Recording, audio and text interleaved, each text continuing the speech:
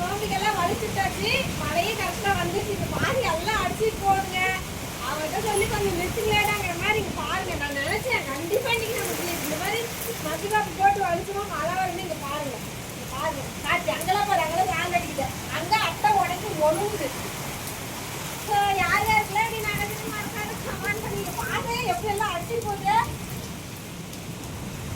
இன்னைக்கு நெக்ஸ்ட் குண்டை பறிச்சா பாக்க மழை பெய்யுது. ஆனாலும் குண்டை பறிச்சு எரியும். பாருங்க எல்லாம் அடிச்சு போகுது. வாங்க இதுக்கு இனிமேல் நடந்த மறக்காத கமெண்ட் பண்ணுங்க. ஜாலியாக மழையினாச்சும் நுழையலாம். பாரு இதெல்லாம் காட்டுறீங்களா? நட்டு தண்ணி வந்து எல்லாமே அடிச்சு அங்கெல்லாம் பாரு.